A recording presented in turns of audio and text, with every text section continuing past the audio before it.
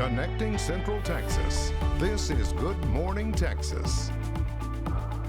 Good morning. Thanks for waking up with us. I'm Joey Horta. And I'm Sharday LeRae. Well, it is Tuesday, and you know what I was thinking the other day? We have gotten so much rain in May. So much. You can stick your finger down into the grass and it just sinks through the surface there, Josh. It's so muddy. You're conducting those science experiments right there in your front I'm yard, on it. aren't you? There you go.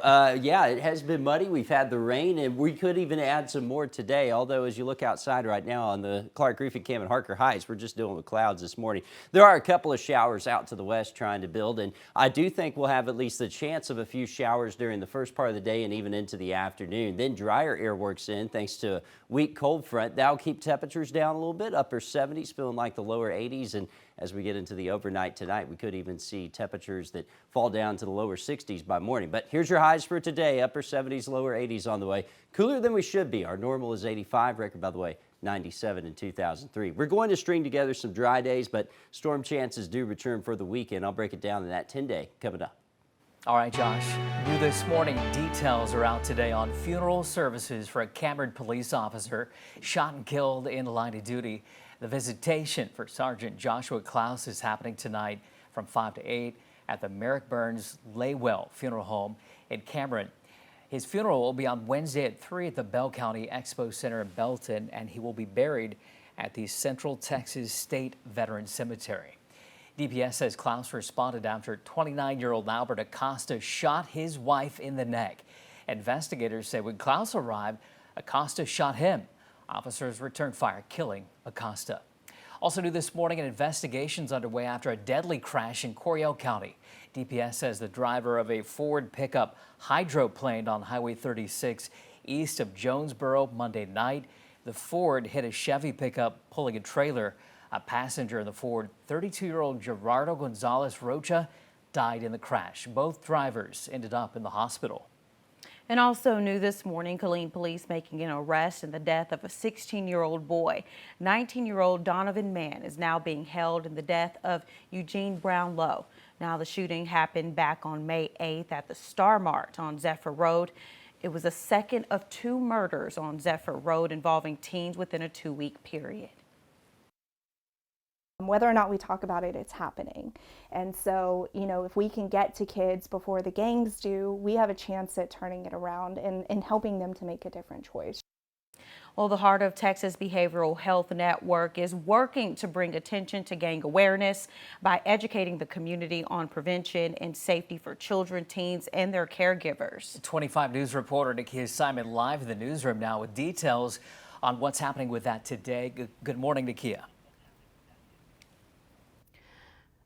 Good morning, Sharday and Joey. Thousands of people experience youth violence every day, and it impacts all communities. Youth violence can include fighting, bullying, and gang-related incidents. Here in Waco, police gangs are recruiting kids at a younger age. They may recruit them as young as 9 years old because kids under the age of 10 are less likely to be arrested. The Clara Center for Families with the Heart of Texas Behavioral Health Network has created a series to bring awareness about the gang activity that is happening across Central Texas and the risky behaviors we have to be aware of.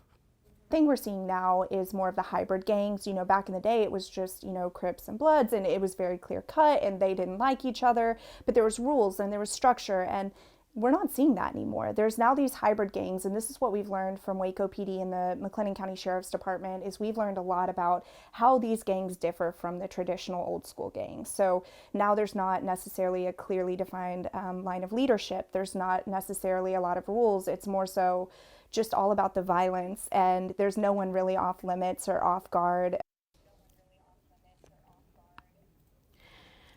Tonight's event will be happening at the Carver Baptist Church, and it starts at 6 p.m.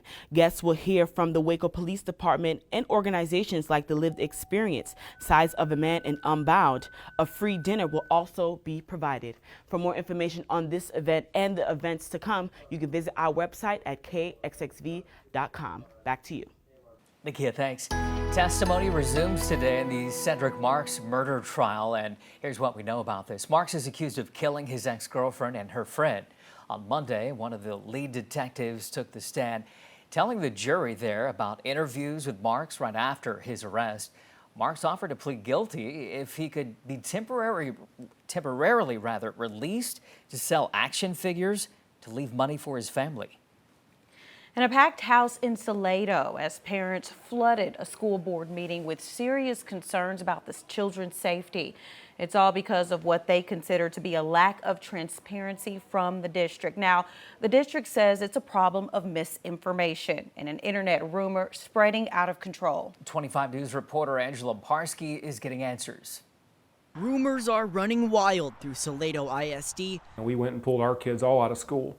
We weren't really sure what was going on. The district says it all started after a middle school student made a concerning comment last Monday. It immediately investigated and found no real threat.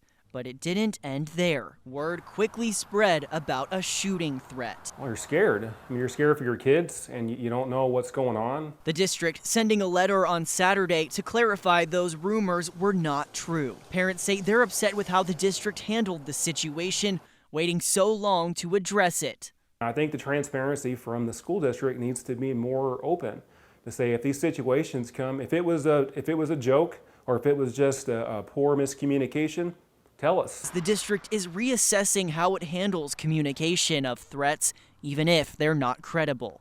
And that created more panic and unfortunately, in hindsight, we should have sent something out sooner to try to prevent that. Parents say the conversation needs to continue to keep this from happening again. Andrew Lamparski, 25 News. Well, if you're trying to lose some weight before the summer, we got the perfect workout for you. That's right. In about 5 minutes, we have details on a fun event that's free and sure to get you up and moving.